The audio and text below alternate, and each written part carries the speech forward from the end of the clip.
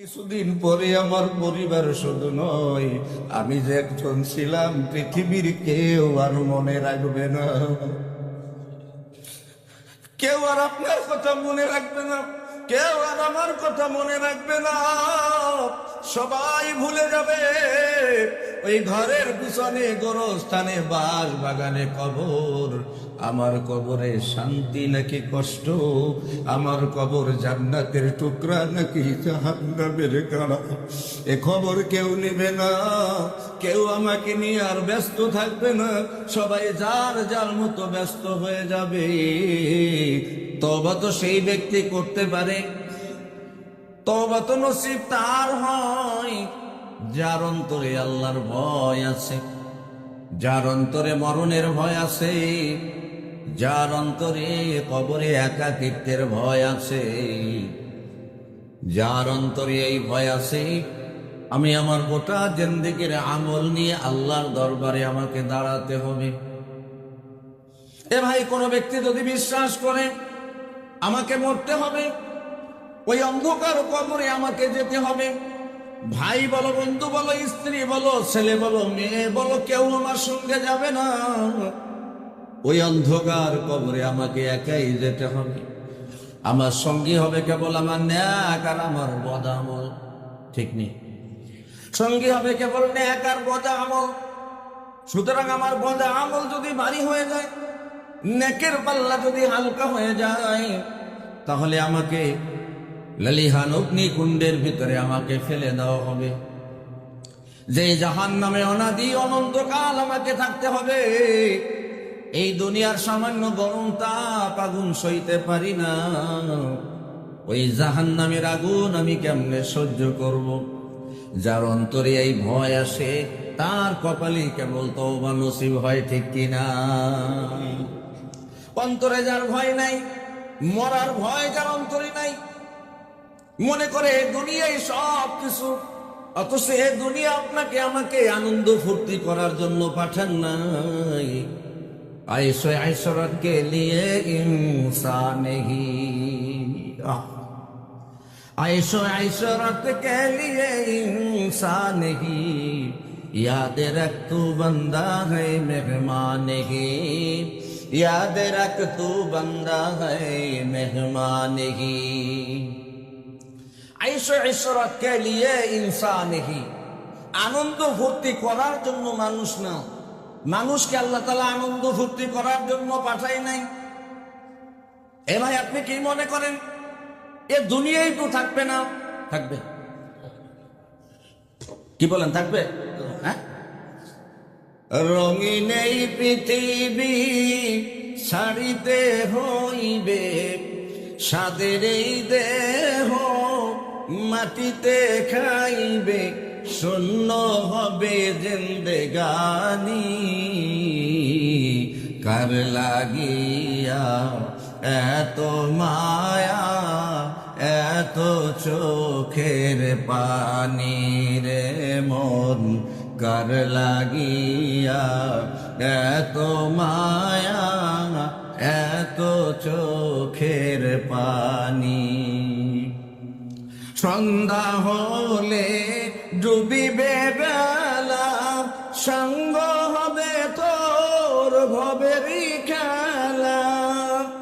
ঠিক, সন্ধ্যা হলে ডুবিবে বেলা, সঙ্গ হবে তোর ভবেরই খেলা।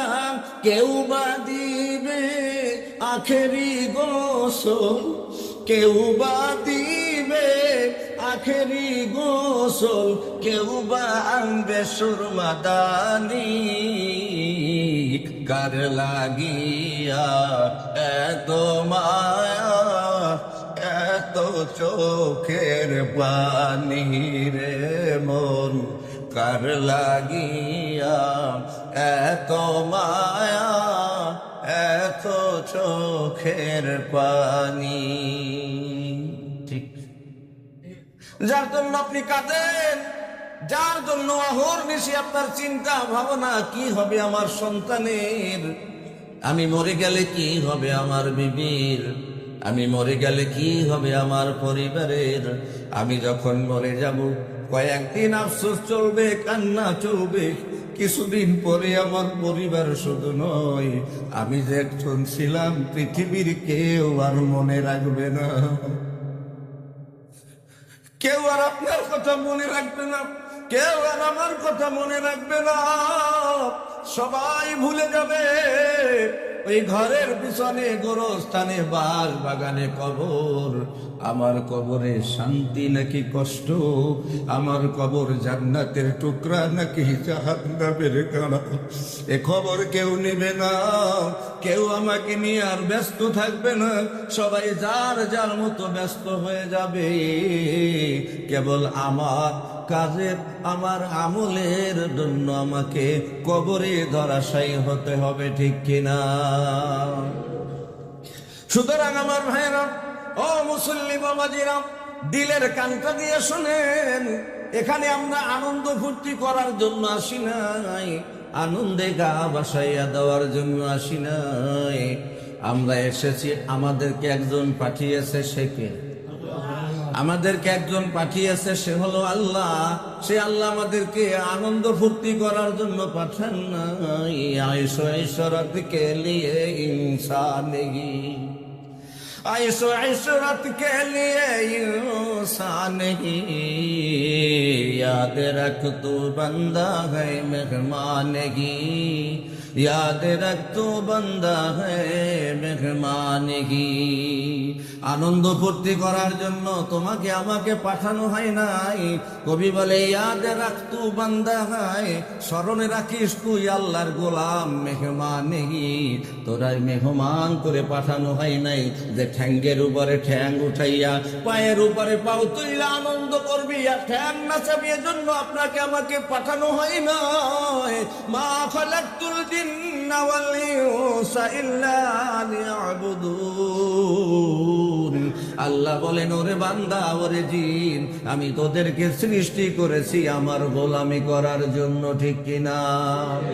আফাহাসিবতুম আন্নামা খালাকনাকুম আবাসান ওয়া আন্নাকুম ইলাইনা লা তুরজাউন। আল্লাহু আকবার।